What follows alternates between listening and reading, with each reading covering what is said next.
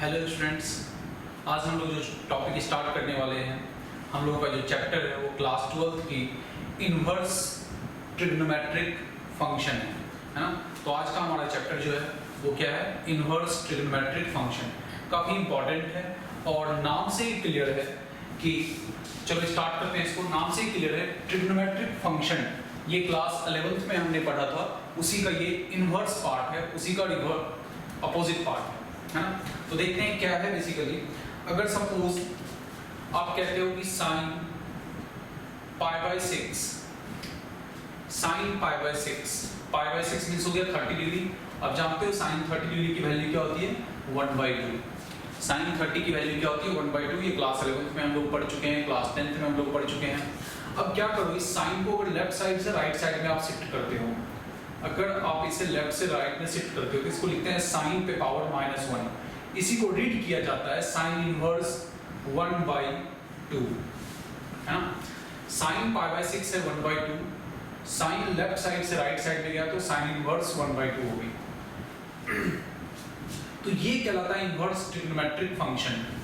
एक inverse trigonometrical function के inside यानी इसके आर्गुमेंट पार्ट में एक नंबर है और इसका जो रिजल्ट है वो एक एंगल है। यानी साइन इनवर्स 1/2, साइन की वैल्यू 1/2 किस एंगल पे आती है तो वो π/6 है ना। ये एक एग्जांपल टाइप का हो गया अपना। सेम ऐसे ही आप कह सकते हो cos π/2, आप जानते हो 0 है, तो cos अगर लेफ्ट साइड से राइट साइड में गया ये बन जाएगा cos इनवर्स 0। ये हो जाएगी cos इनवर्स 0 और cos इनवर्स 0 की वैल्यू क्या हो गई, π/2। ओके, तो उम्मीद है आपको समझ में ये आ रहा होगा कि क्या है ये। जैसे हमने एग्जांपल फर्स्ट लिया, एग्जांपल सेकंड लिया, तो बेसिक मेरा ये कहना है कि अगर कभी लिखी हुई है साइन थीटा, यहाँ पे आ जाते हैं, अगर कभी लिखी हुई है sine theta is equal to एक्स, इसमें थीटा क्या है, एंगल, और एक्स क्या है, कोई नंबर, यानी साइन थीटा का कुछ वैल्यू होगा वो एक्स है। इसको कहेंगे हम लोग डायरेक्ट ट्रिग्नोमेट्रिक फंक्शन है ना। अब इसमें साइन लेफ्ट से राइट में गया तो थीटा इज इक्वल टू हो गया साइन इनवर्स एक्स। ओके, तो ये जो बेसिकली ये साइन इनवर्स एक्स है, इसमें ये एक्स क्या है, ये एक्स क्या है, ये एक्स जो है वो कोई नंबर है। ये एक्स क्या है, हमारा कोई नंबर है जो साइन के किसी एंगल पे एग्जिस्ट करता है। जैसे यहाँ पे साइन π/6 इज इक्वल टू 1/2 तो साइन इनवर्स 1/2। यानी डायरेक्ट ट्रिग्नोमेट्री के अंदर क्या होता है, एक एंगल होता है, और इनवर्स ट्रिग्नोमेट्रिकल के अंदर क्या होता है, एक नंबर होता है। कोई भी इनवर्स ट्रिग्नोमेट्रिकल फंक्शन के इनसाइड जो आर्गुमेंट साइन इनवर्स के साथ जो आएगा वो नंबर आएगा, इस बात को बिल्कुल याद रखेंगे। और साइन के साथ जो आएगा वो एंगल आएगा। इसको डायरेक्ट ट्रिग्नोमेट्री कहेंगे और इसको इनवर्स ट्रिग्नोमेट्री कहेंगे हम लोग। ओके, तो साइन इनवर्स x, ये x एक नंबर हो गया। अब इसका क्या आंसर क्या होगा, इसका आंसर जब भी होगा वो क्या होगा, एक एंगल होगा। इसका जो रिजल्ट आना है वो क्या आना है, एक एंगल आना है। तो sine inverse x, cos inverse x, tan inverse x basically क्या है, बस एक एंगल है, उसमें x क्या है, कोई नंबर होगा। सो सबसे नोट पॉइंट और इंपॉर्टेंट पॉइंट ये है कि आपको ये बात याद रखना है कि sign inverse x, cos inverse x, tan inverse x है ना, cosec inverse x, cot inverse x and sec inverse x, ये सभी का सभी जो है वो क्या देता है, एक एंगल को प्रोवाइड करता है। ये सभी एक एंगल प्रोवाइड करता है और इसमें जो x होती है यहाँ पे वो x सारा का सारा क्या है, कोई नंबर है। अब वो नंबर उसके डेफिनेशन के अकॉर्डिंग मतलब डोमेन हो गया उसका, है ना। तो every inverse trigonometrical function gives A angle. अब वो एंगल क्या होगा, ये नंबर क्या होगी, उस पे क्या रिस्ट्रिक्शंस वगैरह होता है वो तो हम आगे जानेंगे। तो अभी तक कंक्लूजन के फॉर्म में बस मैं एक बात आपके माइंड में फिट करना चाह रहा हूँ कि इनवर्स ट्रिग्नोमेट्रिकल फंक्शन जो भी sign inverse x, cos inverse x है, ये सब का जो आंसर होगा वो डेफिनेटली एक एंगल होगा और साइन इनवर्स के साथ जो क्वांटिटी आएगी वो एक नंबर होगा, है ना। अब जो है इसके लिए आपको क्लास 10th में जो आप 0 से 90 तक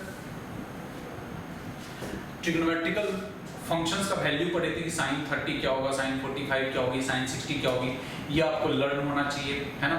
अगर नहीं है तो आप किसी बुक से या फिर टेबल देख सकते हो उसको। अब कुछ एग्जांपल लेते हैं, जैसे कभी लिखा हुआ है tan इनवर्स 1, तो हम लोग बस ये सोचेंगे tan इनवर्स 1 एक एंगल होगा, वो एंगल कौन सा होगा, यानी tan की वैल्यू 1 कौन सा एंगल पे होती है, 45 पे, तो आंसर क्या होगा, π/4। नेक्स्ट है cos इनवर्स √3/2, cos की वैल्यू √3/2 किस एंगल पे आती है, तो cos की वैल्यू √3/2 जो है वो 30 डिग्री पे आती है, दैट मींस π/6 हो गया। थर्ड sin इनवर्स 1, sin की वैल्यू 1 किस एंगल पे आएगा, तो 90 डिग्री, sin 90 की वैल्यू क्या होती है 1, यही sin इनवर्स अगर इस साइड है तो sin 90 1 हो गया। फोर्थ, और कभी लिखे हुए cot इनवर्स √3, अच्छा cot इनवर्स √3 है, डिनोमिनेटर में कुछ नहीं है तो 1 है।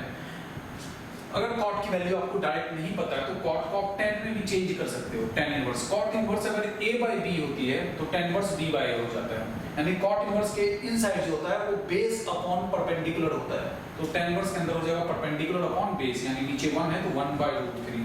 अब आपको ये याद होगा कि tan इनवर्स का वैल्यू 1/√3 कब होती है, तो 30 डिग्री पे होती है, तो रिजल्ट हो जाएगा π/6। और भी एग्जांपल ले लेते हैं कुछ, sec inverse 2, sec inverse 2, sec inverse 2 जो है sec जो है वो cos का इनवर्स होता है ना, तो sec इनवर्स के इनसाइड जो चीज है वो है h/b, तो cos इनवर्स के अंदर क्या हो जाएगा b/h, दैट मींस 1/2। अब cos की वैल्यू 1/2 कब होगी, तो होगी π/3 पे। नेक्स्ट है 6 cosec इनवर्स 2/√3, तो sin इनवर्स में आप अगर इसको चेंज करते हो तो वो हो जाएगा sin इनवर्स के अंदर हो जाएगा √3/2, और sin की वैल्यू √3/2 होती है π/3। तो बहुत ही आसानी से अगर आपको 0 से 0, 30, 45, 60, 90 तक की वैल्यूज पता है ट्रिग्नोमेट्रिकल फंक्शन का, तो आप इनको इस टाइप के क्वेश्चंस को बहुत ही आसानी से सॉल्व कर सकते हो। मैं यहाँ पे एक और नोट पॉइंट आपको समझाना चाहता हूँ कि इन केस अगर कभी साइन इनवर्स लिखा हुआ है तो इसको आप, कई स्टूडेंट्स को मैं देखता हूँ वो सोच लेता है ये 1/sin लिखा हुआ है, ऐसा सोचना गलत है ना। साइन इनवर्स का मतलब 1/sin नहीं है, यहाँ पे साइन इनवर्स जस्ट एक सिंबल है जो इंडिकेट कर रहा है कि ये इनवर्स ट्रिग्नोमेट्रिकल फंक्शन है, यानी साइन लेफ्ट साइड से राइट साइड में शिफ्ट हुआ है, वहाँ उसके पावर का मतलब 1/, नहीं है, जैसे नंबर्स वगैरह में होता है a पे पावर -1 तो 1/a, बट साइन इनवर्स का मतलब 1/sin, ऐसा सोचना क्या है, बिल्कुल रॉन्ग है। सो ये बात आपको समझ में आया होगा कि इनवर्स ज्योमेट्रिकल फंक्शन में साइन इनवर्स, कॉस इनवर्स, ये सब का मीनिंग क्या है। बेसिकली जितने भी इनवर्स ज्योमेट्रिकल फंक्शन है वो सभी के सभी क्या करते हैं, एंगल को प्रोवाइड करते हैं। अब हम लोग जानेंगे साइन इनवर्स x में ये x वगैरह पे क्या रिस्ट्रिक्शंस होता है, यानी हर इनवर्स ज्योमेट्रिकल फंक्शन का डोमेन क्या है, रेंज क्या है ना। ये भी काफी इंपॉर्टेंट है, डोमेन एंड रेंज, तो उसको देखते हैं, domain and range of inverse trigonometrical function.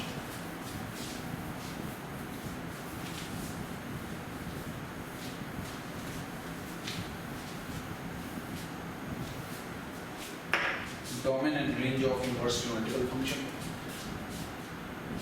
एक टेबल टाइप बना लेते हैं हम लोग, inverse trigonometric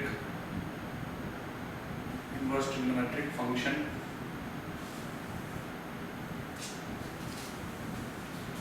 its domain, domain का मतलब आप लोग जानते होंगे, x के वैल्यू को हम लोग डोमेन कहते हैं, है ना। जो x की पॉसिबल वैल्यू होती है उसको डोमेन कहते हैं, और रेंज सिंपल रेंज कहते हैं, या कुछ लोग इसको प्रिंसिपल रेंज भी कहते हैं, प्रिंसिपल रेंज, प्रिंसिपल रेंज। एक और चीज में यहाँ पे मेन तो इंपॉर्टेंट यही है, अदरवाइज एक अदर रेंज भी डिस्कस किया जा सकता है यहाँ पे, एक other range except the principal range. कभी कभी ये क्वेश्चंस आपके 1 मार्क में आ सकता है, तो देखते हैं क्या है बेसिकली ये सभी चीज। First, y is equal to sine inverse x, first है हमारा y is equal to sine inverse x। इसमें जो x होगा, जो x यहाँ पे पॉसिबल है उसी को हम लोग डोमेन कहते हैं, और जो y होती है उसको क्या कहते हैं, range of inverse numerical function. तो इसका डोमेन जो x यहाँ पे है वो नंबर होगा, और वो नंबर -1 to 1 हो सकता है, यानी -1 से 1 तक कोई भी क्वांटिटी आप यहाँ पे पुट कर सकते हो, यानी x की जो वैल्यू होगी, x बिलोंग्स टू x जो हो सकता है वो क्या हो सकता है, -1 to 1। That means sine inverse. अब जानते हो साइन का ग्राफ आपने देखा होगा, साइन का ग्राफ जो है वो किस तरह का ग्राफ होता है, तो ऐसा ग्राफ होता है।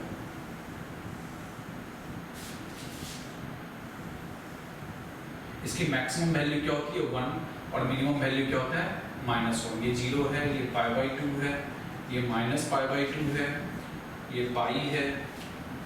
इस तरह से इसका ग्राफ है। अगर मैं ग्राफ को थोड़ा और बड़ा बना दूं तो आपके लिए बेटर होगा।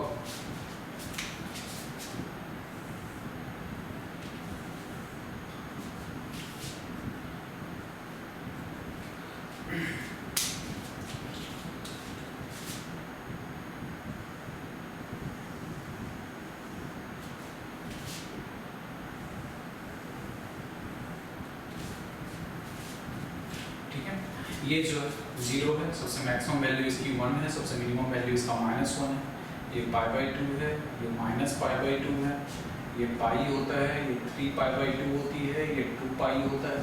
ऐसे ही cos इनवर्स x वगैरह का भी ग्राफ होता है, -π, -3π/2 एंड -2π। तो साइन का ग्राफ जो है इसी तरह से कंटिन्यू मूव करता है, यानी उसकी सबसे मैक्सिमम वैल्यू 1 होती है और मिनिमम वैल्यू -1 होता है। ये किसका ग्राफ है, ये y = sin x का ग्राफ है ना। तो बेसिकली ये जो x है यहाँ पे, वो x क्या हो सकता है, -1 से 1। अगर कभी साइन इनवर्स 1/2 लिखा हुआ है, इसका कोई ना कोई आंसर होगा। अगर कभी साइन इनवर्स 1/3 लिखी हुई है तो इसका भी कोई आंसर होगा। ये सब सही है, लेकिन अगर कोई लिख दे साइन इनवर्स 2 क्या होगा, है ना। तो इसके डोमेन में 1 से ग्रेटर आ गया, जो पॉसिबल ही नहीं है। साइन अपनी किसी भी एंगल पे 1 से ज्यादा आंसर नहीं दे सकता, वो मैक्सिमम जो आंसर दे सकता है वो 1 दे सकता है। तो साइन इनवर्स 2 ये कैसा टर्म है, ये नॉट डिफाइंड है।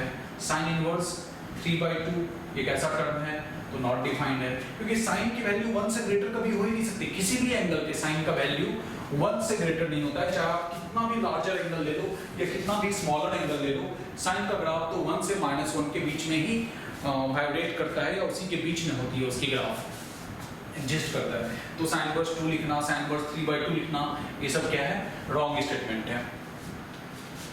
तो यही कहना है कि दैट मींस अगर कभी साइन इनवर्स लिखा हुआ है साइन इनवर्स x, तो ये जो x है वो -1 से 1 तक हो सकती है। अब अगर x -1 से 1 है तो y क्या होगा। तो देखो यहाँ पे ग्राफ को अगर हम देखें तो -1 -π/2 पे हो गया है और 1π/2 पे हो गया है। ऐसे जब आप फंक्शन पढ़ोगे, फंक्शन में डोमेन रेंज पढ़ोगे और 1 ऑन टू इनटू ये सब फंक्शंस पढ़ेंगे हम, तो किसी भी फंक्शन का इन्वर्स तभी निकलता है जब वो फंक्शन 1 ऑन टू फंक्शन होती है, यानी बाइजेक्टिव फंक्शन होता है। दैट मींस उसका ग्राफ या तो स्ट्रिक्टली इंक्रीजिंग होना चाहिए या स्ट्रिक्टली डिक्रीजिंग होना चाहिए। तो -1 से 1 तक में इसका ग्राफ जो है वो ऐसा है। तो इस दैट मींस -1 से 1 तक में इस एंगल के बीच में ये सारा नंबर्स आ जाता है। तो इसका जो रेंज है, प्रिंसिपल रेंज, वो है -π/2, π/2, है ना। सबसे मिनिमम साइन इनवर्स x के अंदर अगर ये सब नंबर्स है तो इसका सबसे मिनिमम जो आंसर होगा वो -π/2 होगा, और जो सबसे मैक्सिमम आंसर होगा वो +π/2 होगा। यानी आपको ये बात ध्यान रखना है कि अगर कभी हम साइन इनवर्स x का रेंज निकाल रहे हैं, साइन इनवर्स x को हम सॉल्व कर रहे हैं, तो उसका वैल्यू -π/2 से π/2 के बाहर कभी नहीं होना चाहिए। अगर उसके बाहर आपका आंसर लिख रहे हो आप तो वो गलत हो जाएगा। तो आंसर को इन जनरल हमें प्रिंसिपल रेंज में लिखना चाहिए। क्लियर हो गया, ठीक है। तो एक बात याद रखना है, साइन इनवर्स x में x -1 to 1 है, और जो साइन इनवर्स x की वैल्यू है that is y, principal range का मतलब हो गया y की वैल्यू। रेंज का मतलब हमेशा होता है y। तो y की जो वैल्यू है वो -π/2 से π/2 होगा। तो क्या -1 से 1 तक -π/2 से π/2 में है, आगे भी तो कभी है π/2 से 3π, मतलब 180 डिग्री का गैप है। यहाँ पे देखो 90 + 90 180 का गैप है। और फिर अगर आगे हम देखें तो π/2 से 3π/2 के बीच में फिर से 1 से -1 के बीच में आया, तो अगर मुझे कोई और रेंज लिखने को कहा जाएगा तो हम कह लेंगे π/2 से 3π/2, ये भी रेंज हो सकता है। लेकिन इस रेंज को प्रिंसिपल रेंज नहीं कहा गया। बहुत सारी रेंज हो सकती है, एक साइन इनवर्स x का बहुत सारा रेंज हो सकता है, बट उसमें प्रिंसिपल रेंज ये है। अदर रेंज में π/2 से 3π/2, ऐसा भी हो सकता है 3π/2 से 5π/2, है ना। देखो क्या किया है, π/2 के आगे दो कंटिन्यूअस ऑड नंबर लगा दिया है। और भी कुछ हो सकता है, 11π/2 to 13π/2। तो कभी बोर्ड एग्जाम में या कोई जेईई मेंस के एग्जाम में या किसी भी एग्जाम में आपका ये पूछ दिया कि आप साइन इनवर्स x का रेंज बताओ other than the principal range. Principal range को छोड़ के कोई भी एक रेंज बता दो, तो आप क्या करोगे, कोई भी इस तरह से नंबर बता दोगे π/2 से 3π/2। यहाँ पे देखो π/2 दोनों में 1 3, दो कंटिन्यूअस ऑड नंबर लेना है, 3 5, यानी 180 डिग्री का गैप होता है जहाँ पे ग्राफ उसका कंप्लीट इंक्रीज कंप्लीट डिक्रीज करे। तो मैं ऐसे समझाने के लिए, अगर ग्राफ का आपको नॉलेज है तो आपको कहीं से कोई प्रॉब्लम नहीं होने वाला है। तो π/2 से 3π/2 हो सकता है, 3π/2 से 5π/2 हो सकता है। ऐसे बहुत सारे ऑप्शंस हैं, इनफाइनाइट ऑप्शंस है, तो कोई भी प्रिंसिपल रेंज आप लिख सकते हो, इसमें कोई प्रॉब्लम नहीं है। बट बहुत कम चांस होता है ये सब लिखने का। मेन आपको याद रखना है इसमें, जो भी मैं अभी डोमेन रेंज पढ़ा रहा हूँ, इसमें सबसे इंपॉर्टेंट है आपका ये प्रिंसिपल रेंज, ये बिल्कुल इंपॉर्टेंट है, इसको ध्यान रखना होगा आपको। सेकंड में आते हैं, सेम उसी तरह से y is equal to cos inverse x।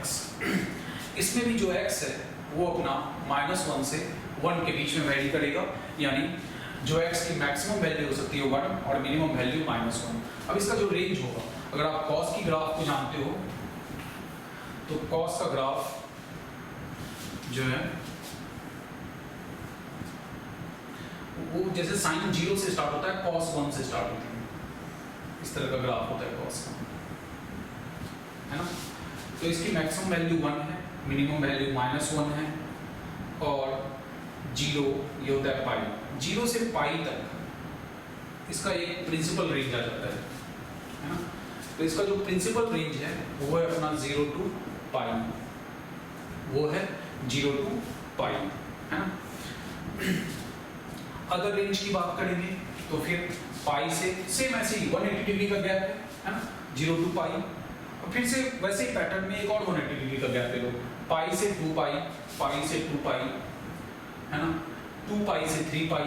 तो अदर रेंज की अगर बात कर रहा है इसमें, तो हम लोग बहुत सारे अदर रेंज हो सकते हैं। मैं यहाँ पे 1-2 लिख दूंगा, बट ऐसे कई सारे हो सकते हैं। पाई to 2 पाई, कोई चाहे तो लिख दे 2 पाई से 3 पाई, है ना।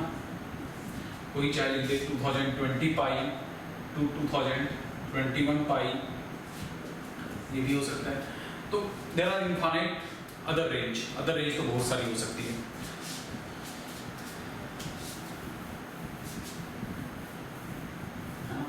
तो ऐसे कई सारे अदर रेंज एडजस्ट कर सकते हैं। मैं अदर रेंज पे इतना फोकस नहीं कर रहा हूँ क्योंकि वो बहुत ज़्यादा इंपॉर्टेंट नहीं है, लेकिन 1 मार्क का क्वेश्चन आ जाता है तो जिस पैटर्न में प्रिंसिपल रेंज है उसी पैटर्न में अदर रेंज भी आएगा, उसको छोड़ के आप कोई भी लिख दो। देख लो यहाँ पे क्या गैप है, वैसे ही पैटर्न को फॉलो कर दो। Third, y is equal to tan inverse x। इसमें x जो है वो कोई भी रियल नंबर हो सकता है, क्योंकि आप जानते हो कोई भी रियल नंबर का मतलब होता है -∞ to +∞, कुछ भी हो सकता है। अब tan इनवर्स के ग्राफ पे डिपेंड करता है, वो ग्राफ आपको ध्यान में होगा। tan इनवर्स x का ग्राफ ऐसा होता है, फिर से मैं बता रहा हूँ, वैसे ये सब 11th क्लास में हमें पढ़ना था पूरे डिटेल्स में। तो ये ग्राफ है y is equal to tan inverse x का, ये है अपना -π/2 और ये है π/2। tan π/2 की वैल्यू कुछ नहीं होती है, -π/2 की वैल्यू कुछ नहीं होती है। सो ये x हो गया -π/2 to π/2, और जो रेंज है इसका वो होगा -π/2, π/2। तो ये है अपना उसका रेंज। ओके, सो अगर अदर रेंज की बात करेंगे, यहाँ पे ओपन इंटरवल यूज होगा। तो सेम जैसे यहाँ भी 180 डिग्री का गैप है, तो अगर आगे आप इसको फॉलो करना चाहते हो तो हो जाएगा π/2 से 3π/2, 3π/2 से 5π/2। दैट मीन्स जैसा साइन का होता था वैसा ही साइन में बस क्लोज इंटरवल आता है और 10 में क्लोज इंटरवल नहीं आता है। और उसके पीछे लॉजिक है, क्योंकि sin 90 तो 1 होता है, लेकिन 10 90 क्या होता है, नॉट डिफाइंड। इसलिए एंड पॉइंट को क्या करते हैं, एक्सक्लूड करते हैं, क्योंकि उस पॉइंट पे तो 10 हमारा क्या है, नॉट डिफाइंड है। Fourth, y is equal to cot inverse x, y is equal to cot inverse x। इसमें x क्या है, अगेन x कोई भी रियल नंबर हो सकता है, और रियल नंबर का मतलब आप समझते हो, माइनस इन्फिनिटी से प्लस इन्फिनिटी कुछ भी। और इसका भी रेंज जो है वो कॉस टाइप की होती है, बस ओपन इंटरवल में आ जाता है, 0 to पाई, यहाँ क्लोज है, यहाँ पे ओपन हो गया। अगर रेंज की बात करेंगे तो सेम ऐसे ही, पाई से 2 पाई ओपन इंटरवल में, 2 पाई से 3 पाई ओपन इंटरवल में, ऐसे इसकी अदर रेंज इस तरह से हो जाएगी। फिफ्थ, टोटल कितना ट्रिग्नोमेट्री होता है, तो 6 ट्रिग्नोमेट्री होती है। तो यहाँ पे जो है ये हो गया 6 में y is equal to sec inverse x। इसमें x जो है वो होता है all real are except -1 to 1, या अदर सेंस में कह सकते हो कि x from -infinity to -1 union 1 to infinity, है ना। मतलब जस्ट सेक इनवर्स जो है वो कॉस का रेशियो, ट्रिग्नोमेट्री की बात करें तो कॉस थीटा का रिवर्स क्या होता है, सेक थीटा। तो कॉस थीटा -1 से 1 के बीच में लाई करती है, सेक थीटा 1 से अबव और -1 से बिलो होता है। इसके रेंज की बात करें तो इसका रेंज कॉस टाइप का ही होता है, 0 to पाई, बट बीच में π/2 जो है इसका मिडिल वैल्यू, इस दोनों को ऐड करके 2 से डिवाइड करो, π/2 एक्सक्लूड कर देंगे, क्योंकि cos 90 क्या होता है, 0, तो sec 90 क्या हो जाएगा, नॉट डिफाइंड। तो 0 से पाई के बीच में एक π/2 पॉइंट आएगा, उसको एक्सक्लूड कर देंगे। ऐसे इसके अदर रेंज की बात करें तो पाई से 2 पाई एक्सेप्ट इस दोनों का मीन में क्या है, 3π/2, तो उसको हमें एक्सक्लूड कर देना है।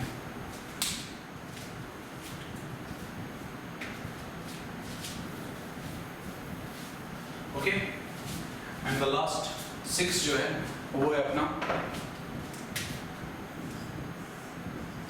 y is equal to cosec inverse x, cosec inverse x, y is equal to cosec inverse x।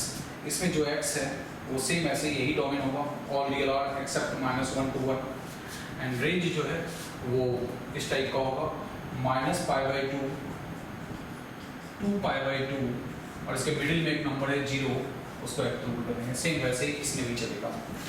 तो बेसिकली मैं आपको ये समझाना चाह रहा हूँ, ये अदर रेंज का इतना इंपॉर्टेंट नहीं है, इसको रब कर दे रहा हूँ। मेन आपको ये प्रिंसिपल रेंज जरूर याद रखना है, ये सबसे ज़्यादा इंपॉर्टेंट है कि प्रिंसिपल रेंज किसी भी इनवर्स ट्रिग्नोमेट्रिकल फंक्शन का क्या होता है। तो इसको लर्न करना भी बहुत ही सिंपल है, मैं बताता हूँ क्या मेथड होगा। आप देखो sine inverse x, tan inverse x and cosec inverse x, main इसमें प्रिंसिपल रेंज है ना। sin inverse x, tan inverse x and cosec inverse x, इस तीनों का रेंज को अगर देखें तो -π/2 to π/2 है, -π/2 to π/2 है, -π/2 to π/2, -π/2 to π/2, -π/2 to π/2। मतलब इन शॉर्ट आप इसको ऐसे लर्न कर लेना। देखो इसको इसलिए मैं बता रहा हूँ क्योंकि जब भी ये तीनों क्वेश्चन सॉल्व होगा ना, तो इसका आंसर आपको ध्यान रखना है इसी के बीच में होना चाहिए, sign inverse x, tan inverse x and cosec inverse x। इसकी जो रेंज है, इस तीनों की जो रेंज है वो रेंज है -π/2 to π/2, है ना। इसी के बीच में रेंज वैरी करेगा। हो सकता है कभी एंड पॉइंट इंक्लूड हो, कभी एक्सक्लूड हो, ये अनदर मैटर है, बट बेसिकली इसका जो रेंज है वो इसी में लाई करता है। ओके, नेक्स्ट वो हम देख सकते हैं, कभी कोई चीज़ इंक्लूड है एक्सक्लूड है, वो तो आप जानते ही हो। tan इनवर्स है तो उसमें -90 + 90 नहीं आएगा, cosec इनवर्स है तो उसमें 0 वाला एडजस्ट नहीं करता है। सेम टाइप से cos inverse x, sec inverse x and cot inverse x। अगर हम इस तीनों के प्रिंसिपल रेंज की बात करें, इस तीनों के प्रिंसिपल रेंज की बात करें, आप देखो यहाँ से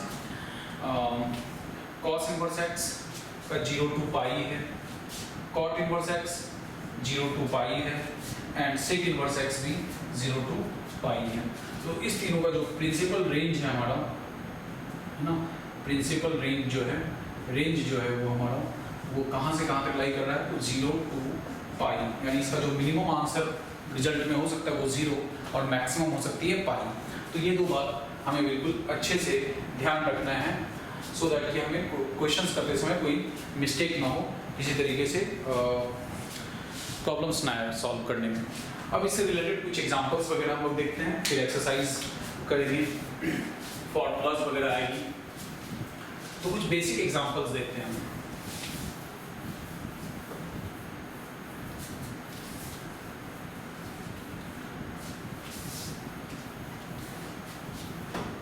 सपोज एक क्वेश्चन है,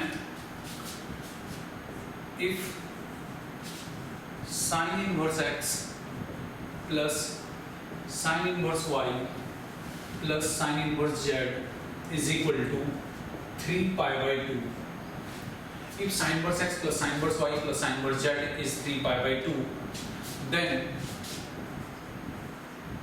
find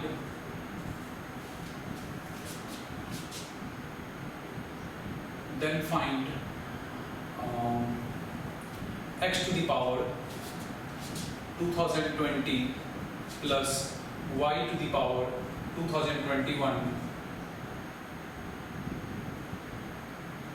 plus z to the power 2021 minus 9 upon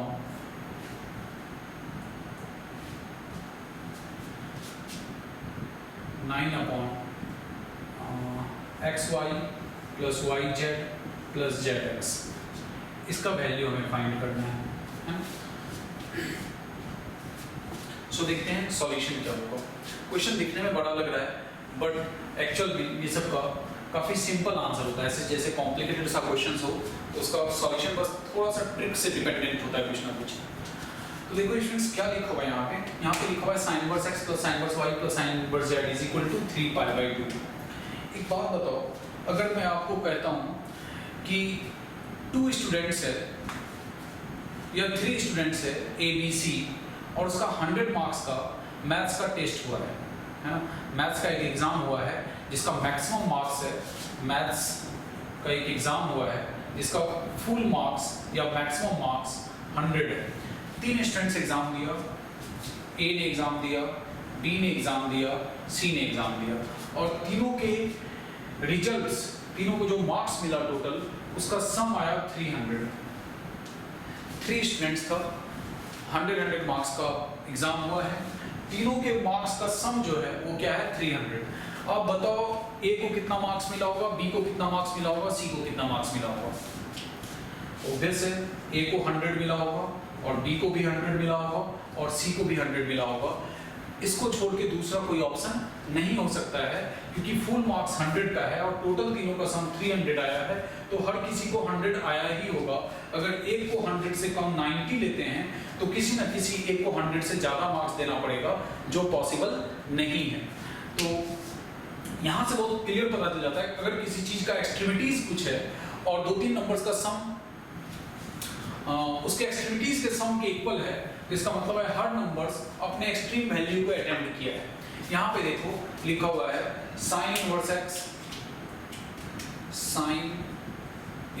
x plus sine inverse y plus sine inverse z is equal to 3π/2।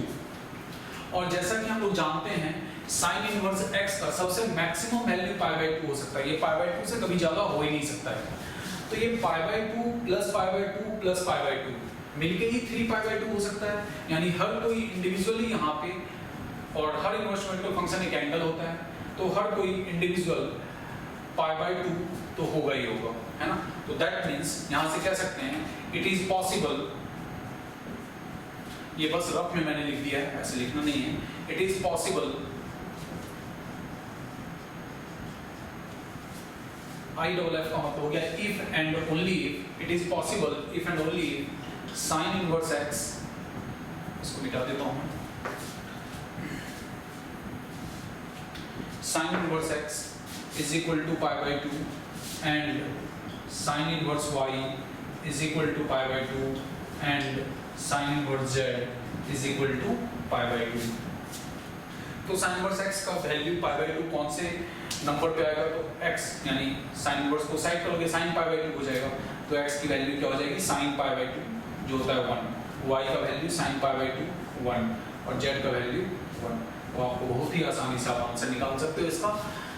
x y z तीनों 1 है, तो क्वेश्चन का जो सॉल्यूशन होगा वो होगा 1 पे पावर 2020 यानी 1 पे पावर 2021 1 पे कोई भी पावर 1 नहीं होता है, -9 और 1 into 1 1 plus 1 plus 1, तो 1 plus 1 plus 1 3 9 by 3 3, रिजल्ट क्या आ गया? 0। तो इतना बड़ा क्वेश्चन था, बट आंसर क्या आया इसका? 0 आंसर आया सॉल्व होकर के, जो एक माइनर से ट्रिक पे डिपेंडेंट था।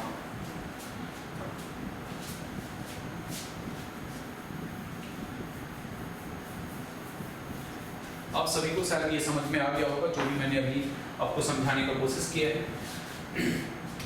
और भी एक क्वेश्चन देख लो आप, सेम इसी टाइप का, cos inverse x plus cos inverse y plus cos inverse z is equal to 3 pi है। देन फाइंड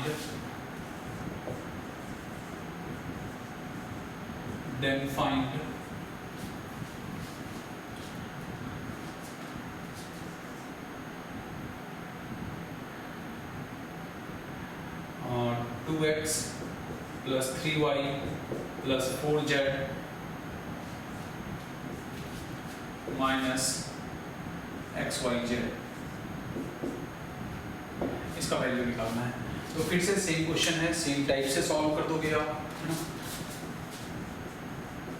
तो again cos inverse x cos inverse y cos inverse z is equal to 3 pi है, और जैसा कि आप जानते हो cos inverse का जो मैक्सिमम वैल्यू हो सकता है वो हो सकता है पाई। तो इसका मतलब है कि cos इनवर्स x पाई के इक्वल है, cos इनवर्स y भी पाई के इक्वल है, और cos इनवर्स z भी पाई के इक्वल है। तो x की वैल्यू क्या होगी? cos इनवर्स x पाई है, तो x क्या हो जाएगा? -1। cos पाई कब देता है आंसर? -1 पे, यानी cos inverse cos pi is equal to -1 होती है, y भी -1 और z भी -1। तो x y z का वैल्यू क्या हो गया यहाँ पे? -1। अब इसमें पुट कर दें अगर, तो हो जाएगा ये -2 -3 -4 -1 तो +1 हो गया। सो 4 3 7 2 9 -9 + 1 तो -8, ये आंसर हो गया। ठीक है, तो ये बेसिकली इनवर्स ज्योमेट्रिकल फंक्शन का इंट्रोडक्शन पार्ट है कि इनवर्स ज्योमेट्रिकल फंक्शन होता क्या है, इसकी डोमेन क्या है, इसका रेंज क्या है। तो उम्मीद करता हूँ आपको ये समझ में आया होगा। नेक्स्ट क्लास में मैं इनवर्स ज्योमेट्रिकल फंक्शन के फॉर्मूलाज और उससे रिलेटेड क्वेश्चंस को डिस्कस करता चला जाऊंगा। सिंपल एक्सरसाइज है, थोड़ा सा ध्यान दोगे आप तो अच्छे से इससे क्वेश्चन सॉल्व हो जाएगा। इसके एग्जामिनेशन पॉइंट ऑफ व्यू से बात करें तो बोर्ड में इसके 4 से 6 मार्क्स के क्वेश्चन होते हैं, मिनिमम 4 मैक्सिमम 6 होता है।